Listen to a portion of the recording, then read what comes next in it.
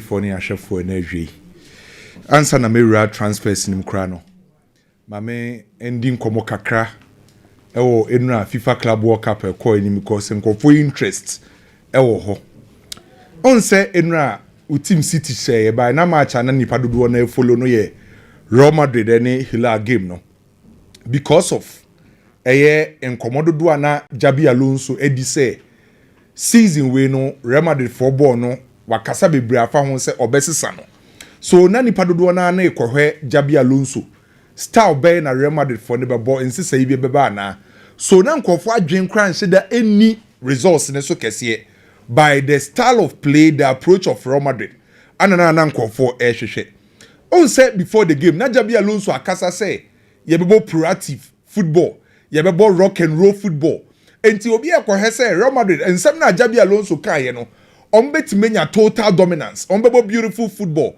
attractive football de be control game na any ade ana nipa dodo na kwa akotwe by kwaku nukura wo ni ye say ye hu ni sa.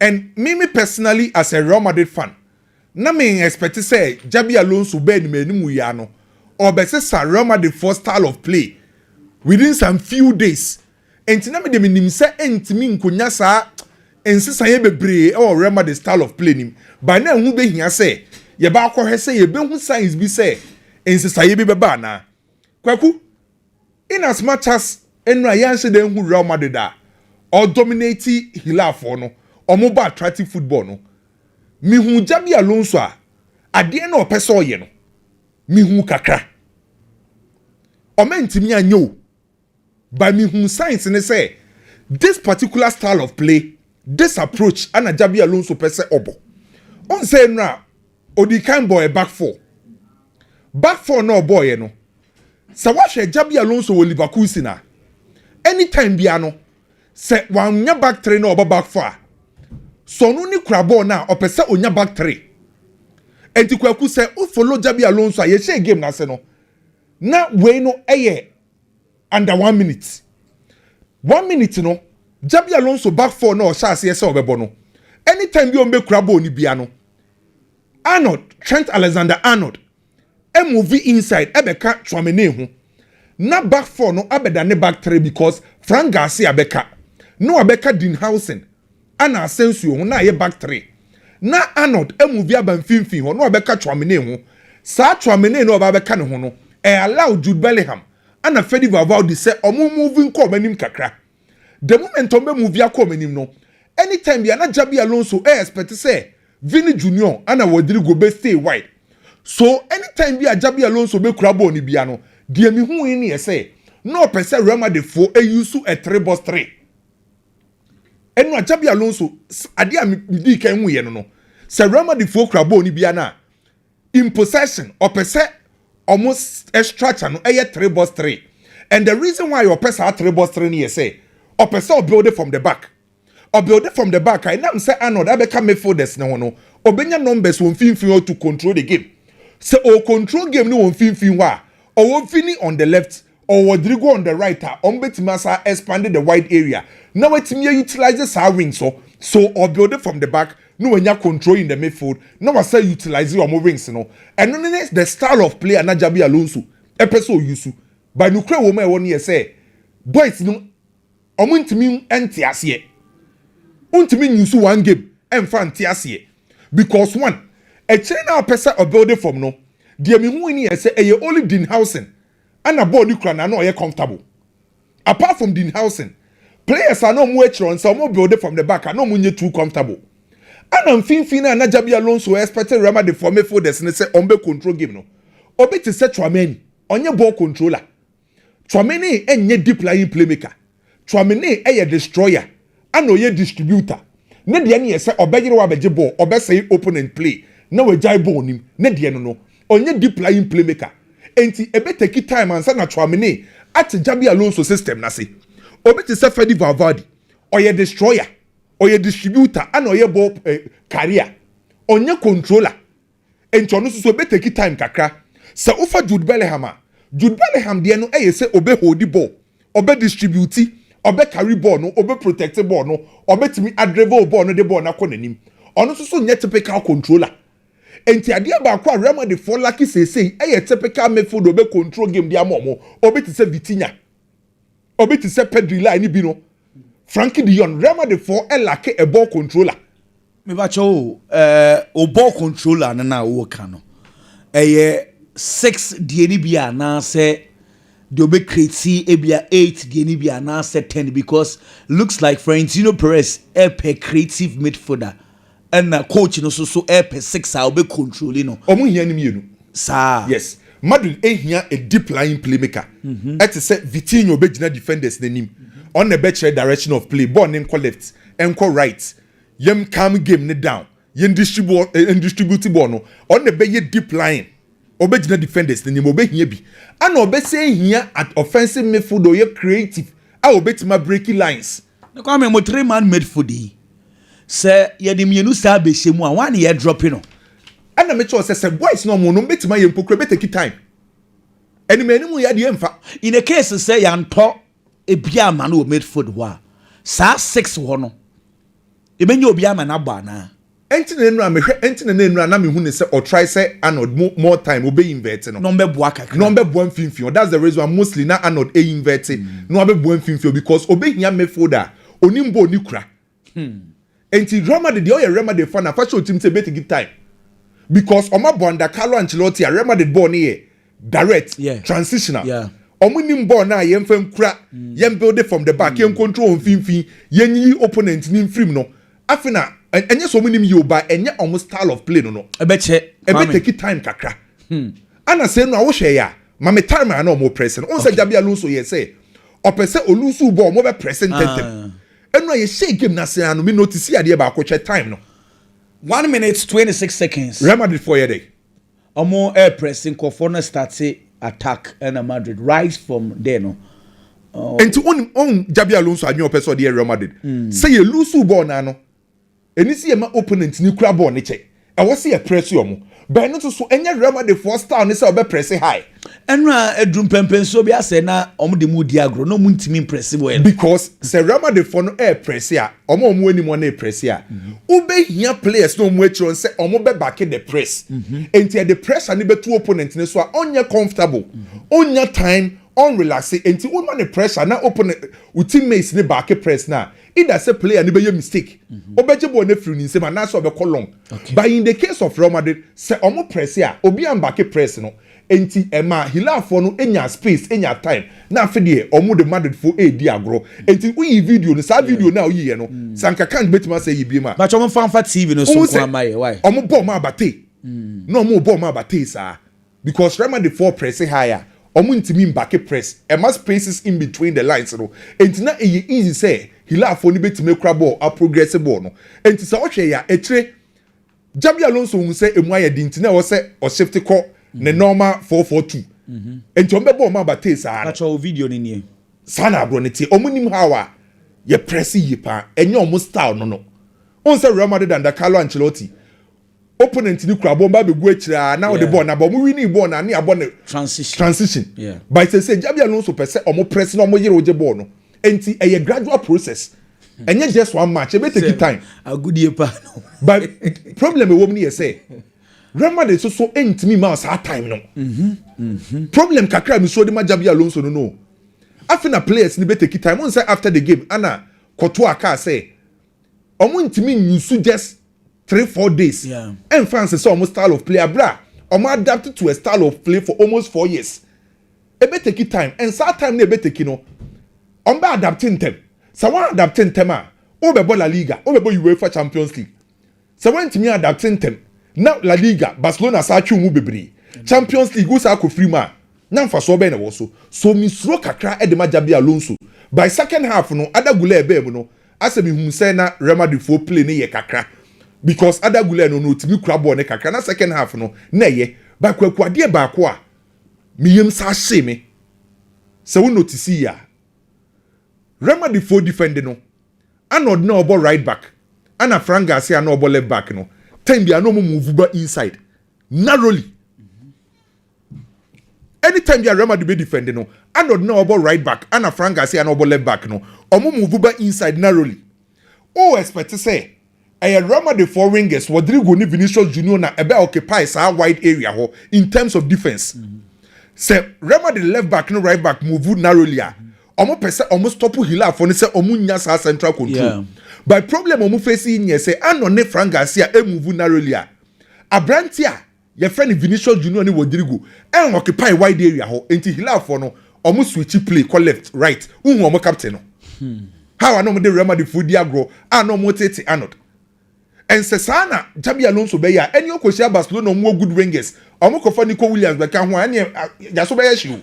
I think say ye nyina ye kin omo hiamre. Aha ebini because say no defenders no mu defend narrowly. Who defend narrow the others we jai wide areas na dia ma opponent. And to train na akonya team o good wingers a obekum. Asemo. Ana say Barca akonya Lamine no onya Nico Williams a on be ha ya adwe.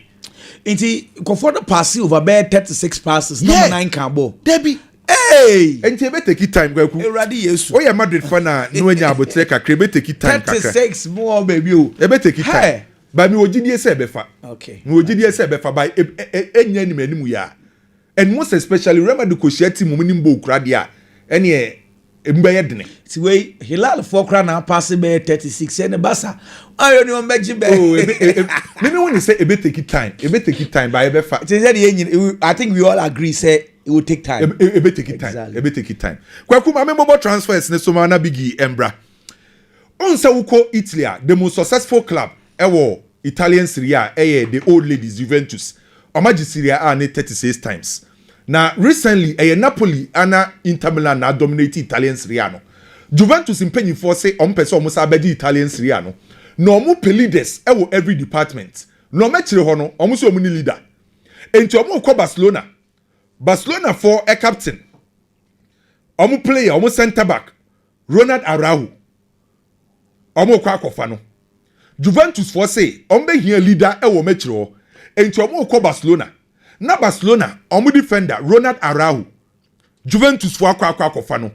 No omo ogidie say omo de offer emu edu eba akoma Barcelona for no. No omo sa de offer emu edu akoma Ronald Araujo. No omo de sa offer no koma team na omo ogidie so mbenya samra Ronald Araujo amana be si akan de ama Juventus. Na no madua Juventus for afa. On say Nico Williams abeto dua say Barcelona betimi afa no ma register na. Omo financial fair play space no. E was say omo timi free 25 million euros. Enti Barca na e was say Barcelona ton player kese baako. Na free sa space no omo de betimi register Nico Williams. Na omo betimi ton player baako a ene abrante friend say eye Ronald Araujo eka ho. And the release clause no from 1st July to 15th of July e reduce about 65 million euros. Enti Juventus ese omo ko Barcelona akofa Ronald Araujo. When the king say Thomas Partey issue ne ho. Na kwaku de atuemu nie. Thomas Partey ne Arsenal komodie no e slow down kakra. Na slow down ni nyina na ye say Arsenal for Partey so obetena. Partey pese otena London because oni nebusuafo asete wo London. Enti Arsenal for say Partey pese otena. Partey so pese otena Arsenal sanka problem bi ani ho. By problem ama sa adi oni nyina o matimi stop ni nyina yeskasem. Mame Arsenal for omo salary omo wages no. Arsenal for wages no. The odis kakese power Arsenal. As it stands now, Kai Havertz £280,000 a week. And a Kai Havertz edge. Gabriel Jesus etosu mienu. Odegaard etosu miensa. Declan Rice etosu fourth. And a Partey etosu fifth. Enti Arsenal players ni na di odis kakese pa no di etosu fifth. Thomas Partey. £200,000 a week. Na sa £200,000 a week no. Odi ko year na £10.4 million a year. And during the negotiation between Arsenal and Thomas Partey, onim say Thomas Partey oyanda JJ Sports. And sa JJ Sports no, executive director for JJ Sports, Jose Daniel Jimenez. On the director for JJ Sports. On the Arsenal for wedding common and on say, Samon pesamude aketweni bibeka humpo krana. Ye maintain £200,000 na Partey no. And Arsenal for say enchebi omo be renew Bukayo Saka contract. Omo the Bukayo be ko £300,000 a week. And a Partey age no and come person omo so. Na diama papa friend say Jose Daniel Jimenez book free ni say kwaku te no mpɛ sɛ ɔmo te so no yɛ tete sɛ anka mpɛ sɛ ɔmo te so almost bare half ɛka ho bi na yɛ se ɔmo atwentwɛn so no anka mpɛ sɛ ɔmo te so bare half pata semi de enti ɛyɛ sikasɛm nti na pata deɛ no ɛnso so akɔ akɔsi saa no enti so far deɛ yɛ sɛ Saudi for naba Atletico Madrid wɔ hɔ AC Milan Juventus then Fenerbahce Galatasaray Barcelona ne pata deɛ no kwaku deɛ tie nie sɛ Barcelona bɛkɔ for pata agye sɛ ɔma tɔn ora Romeo sɛ pata bɛtuma move akɔ Barcelona agye sɛ ora Romeo free Barcelona na Romeo no obi beto sɛ ɔmo nya tɔfoɔ enti sɛ pata situation no na Ghana ni abranteɛ Jerome Opoku center back Jerome Opoku na nsɛyɛ na mpɛ sɛ mete Ghana fo no transfers nim mahu sɛ Kudus keka ne ho kakra Semenyo keka ne ho kakra Salisu keka ne ho kakra na Jerome Opoku enra me de Kamaldin Edie bro the center back a osi akandema Istanbul Basaksehir ye Ghana Blasters player Jerome Opoku onim say season na ende no onya fine season wo Turkish league no Galatasaray for ne Istanbul Basaksehir for di nkomo for Jerome Opoku I say Istanbul Basaksehir for no pay 9 million euros for Jerome Opoku because of the performance o showcase here enti Galatasaray for eba na kwaku Barcelona for ni ntie me no mu nyi omasum say Barca for no masum yi omo de brutal Nico Williams kwaku na ni bre na abre so person Barcelona no esen krodom ni nyina na yese onim say nra Bilbao for ne ko na busuafo ho Bilbao ko Nico Williams busuafo say omunye busuafo ne bekasa ontena Bilbao krom ho a medical bekatro say omo free Basque region e Spain no eya den somebody disrespecting mpanyimfo enti na okay the last summer esi ye no mpanyimfo ne hu na busuafo na omo ne boy ne kasa na adwen sesan enu omo sa ko hu na busuafo se omo pese omo ne kasa na boy na adwen sesa de ope bi omo ya ma no te say the last time the only betu the highest paid player of Bilbao bonuses omo ka bia akra ne se da bi da gbede onjintu last summer sana mo ka kire me we de dem beke bia no impanyimfo onye se mibu manimtia meko Barcelona na some few hours Bayern for so try the also mu ye bia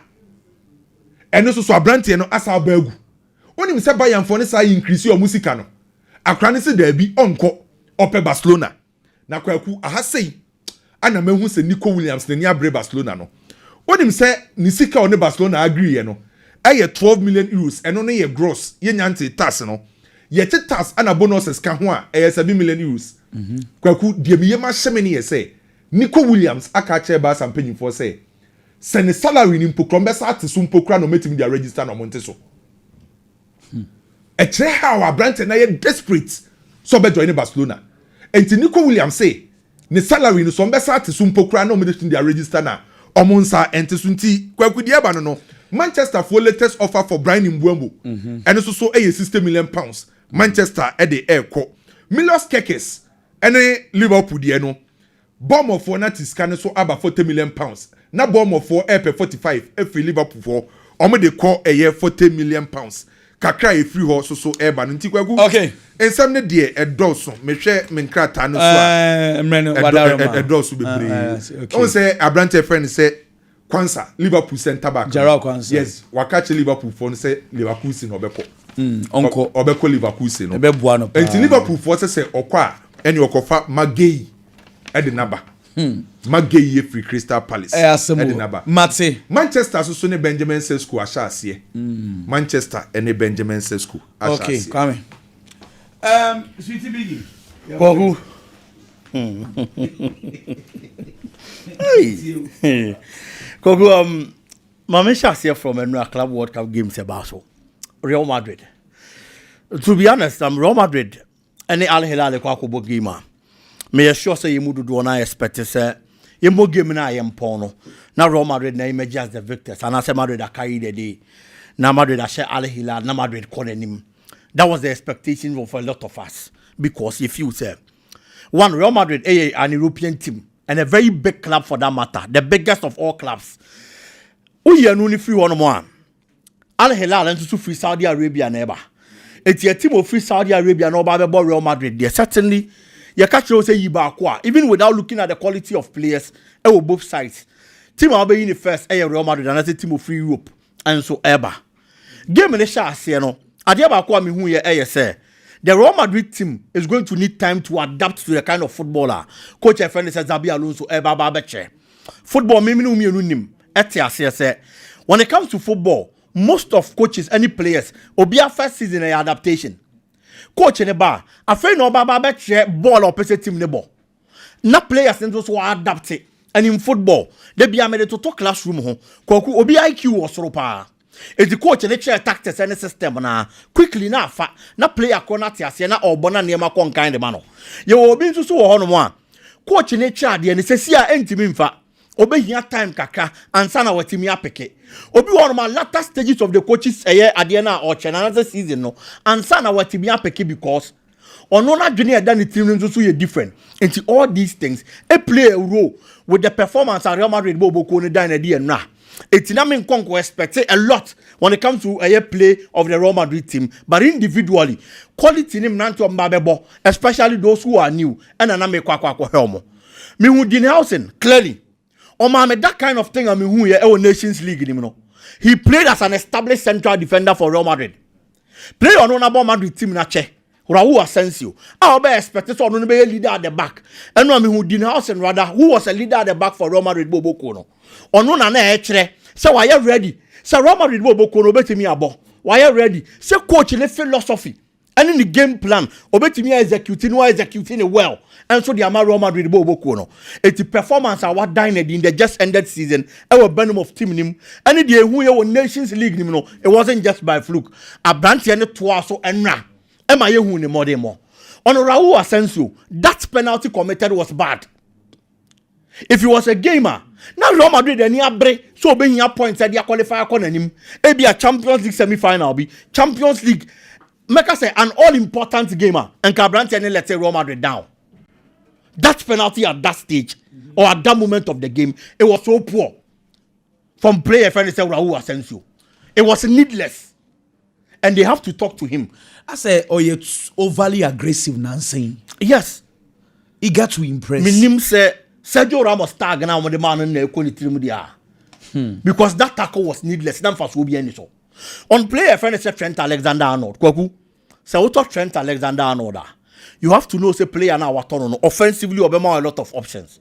But defensively, that is where the player's deficiency is. On your players a pressure back team so now you defend there obetimi aboa a lot when it comes to defensive duties. Nancy ya hundu no Mendes no. Full backs are or combining offensive duties and defensive duties. But Trent Alexander-Arnold the ntesa. And defensively, leave a lot of spaces. Defensively, Obo say a opponent in each so. But offensively, and in the first half, he was among the players that normally completed a lot of passes for game. Real Madrid. The passes for boy in the first half, no, he completed 84% of those passes. In the game or minutes or last day, or called the final third of the pitch 12 times. Until clearly, offensive Jumani Yobo Abranti and Eboa. But when there is pressure on Real Madrid, a better ding, and so the Amasa Abranti and to me a lot. He didn't really have so much of a good game. But then again, yeah, man, another row. And so Real Madrid Bobo Konima. Now all boss an inverted fullback. And definitely a bit creative problems Kakadi Amano until so be adapted to the coaching system and then to the Real Madrid team and Kasa. We are only free one more. Adiaba Kwame who say in the absence of Kylian Mbappe, Real Madrid at times struggle anymore. I am saying this because Gonzalo and as a Gonzalo, the young player who started for Real Madrid and now as a striker. Real Madrid, Castilla Honoma, he's been a very good performer. This season at the Castilla level, about 36 matches and watch 25 goals at that level. It will be a prolific. But at the senior level, and clearly, Real Madrid needs to get another body. I don't know about me about in the absence of Kylian Mbappe. I'm going to be informed into Enrique. Enrique is there, but Enrique also nankasane ba Real Madrid no kwaku. Bisa was a farmer nana. Enrique Brazil was a different Enrique from the Enrique we've seen at Real Madrid. Okay, let me ask this. Say options in Niwa between Gonzalo Garcia and Enrique. Uno ya Jabi Alonso abe for hana. Mefa Enrique. Okay. Yes. But still, now Susu said the level in Yendru. Of course. Say Oba, you know, the kind of performance or the there have been times I will no opportunity or boy. But at least that consistency will be here from a Madrid player. Team now will come. There are standards set by players. So able team be down. We are going to grade your performance based on the standards of Omo Medica Babe Bonasete. You can't say Fernand Munyadi. You say Frank Garcia Munyadi. They are not so bad. But you heard the Real Madrid left back position. Marcelo Mobo no Mobo any standards no mo set you know. When mo the no form too much. It is based on Omo Medica Babe club the standards no mo set you know. You the grade you. And then until I make say Madrid making sure so Mubenyo obi and so was our position anymore. In case a Kylian Mbappe knew one, that token wouldn't be felt, and they have to work on their penalty taking. The last 19 penalties are Real Madrid. Almost 12, no, say 7. They've only converted 63%, and it is bad for a club like Real Madrid. Juventus Susubo game. Now there are 2 people in the Juventus team. I'm happy for them. First of all, your coach Araujo. I am one person that I need trust. I will coach in Mukra. But about for Juventus Bobo no. The other Juve person or say at least baby all form dear free no Champions League no free and that Thiago Motta. It is on no baba be fatim na. Remaining matches now I can all make sure so betimi ayere ne ho. Na odo am qualify for the Champions League. Eventually otimi yes adwuma no. E wo hono body am qualify for the Champions League. Or qualify we no ya man a contract. There are a lot of coaches I be anko be relente. Anko onye so much serious, onye that focused to perform for Juventus Bobo. But after saying a real league season, no, over 9 matches in the league, Obabe taking over. A winning 5. No, I draw 3. No, losing just 1 against Parma. Almost started Club World Cup. He's picked up from where he left off in the season. The first matches were about 5. And so it is good for him. Oh, yeah, no, if you want to play a friend, it's Randall Kolomwani. Kwaku, I am happy for the player because at a point, na player friend is a Kolomwani or Paris Saint-Germain, a surplus to requirements. Onya be more because of one coach in the system and then the disbelief in the player and the player and if you want to any Juventus and that Thiago Motta okay the first match for Juventus omu lose 2-1 to Napoli no she go back at the Mabo Boko no. The second game Juventus win by 4 goals obo brace. The third game Juventus win your signs obo brace. It's in the first 3 matches for Juventus no I share 5 goals the Diamond Juventus Boko no. The last time a Juventus a striker Otimi achieve afitini was Roberto Baggio. It's na yet den. And the other strikers don't know competing. No. It's na Oba name kon kind of no. And then coach a friend Thiago Motta leaves the scene. Ono na de Obaye. I got to the Obaye no. No only so much trust in the player. It was as yes or bench no. No one used to design Vlahovic. And so man about Juventus Bobo Konimo. But a brand here say anytime he gets the opportunity or trying the possible best, say Juventus Bobo Konim baby Biamani Pen say he's a good player and he's in to stay. And not getting the opportunity. Our club World Cup in mono. Was also about 2 goals at the Juventus Bobo Kono. And after that 2 goals, reports and in Italy. And on the timelines, and so say Juventus are shall see Paris Saint-Germain didn't come. So almost sign per brand any loan biome. Not possibly this time around, almost they are ashamed with an option to buy. Because anytime be a brand any opportunity and for say coach you know not only so much trust on your opportunity be deliver and it is good for the player. I am happy for coach a friend say I go to do any player and so a friend say Randall Kolomwani Kwaku Mohamed Kudus. I feel said this is the time I want Mohamed Kudus make a move. Seriously speaking, if we have any pabiasi so now Bobra Obia wa ambitions. Obia obotaye si na ni so. Enti ebia there are times when you are making a move. The whole hand say baby awko sesi na beboa wo. But woko koduru wonu wia na obehu say baby wo baby awko pie nanim. I say utimi pre na woko. I remember those days when we were kids say Obema camp. I had a friend. Akwaku so onu woni krom no. Na ne mpa bo nyina ne so obeba be pia akra because onim so be pia akra wa wi abrabo no. But obeduru akra no e no hu so omo akra no so pre ko ba bi e friend is abrochiri eti afei obeseti new goals and the targets and so the man ho Mohamed Kudus as a player e was Ajax a good player for that matter performance and was so obo goals ni gum o hwe Ajax now they are to West Ham United ho West Ham United compared to Ajax in terms of history and status Ajax so change West Ham United but West Ham is in the Premier League almost that kind of make us audience any attention. It's not Kudus in that Premier League attention. Eddie marketing now he's been there. The assessor Abranti and the club no why. The assessor or chairman Pons on him born Abranti and actually. In the just ended season, Ebiana numbers didn't say the previous season, but the woman say Mohamed Kudus and West Ham United Nankasa Yinano season 9 Shadan Koye. So if there's a new suitor, a project on one building, the new coach feels or trust home. I'll bet me a platform more perform here. It is a deal was our brand and trying to push him and go through. Anya Biampono, Tottenham Bebo Champions League in the coming season. West Ham United in Count or Mobi or the 14th. It's that alone. I feel that Champions League platform, any BBA Mohamed Kudus, and he has to force his way through for this move to happen. I was our brand and push it. Okay. Ferdinand Amaya who say we play out to me man for pressure me at home. Yes. Okay. Also on Leeds United, they be no chairman in the office. Manchester force you open Bamenko. Me pesemeko. So you have to do things to make sure so Bobemoko because that platform is going to help the player and we need him to get into the Champions League.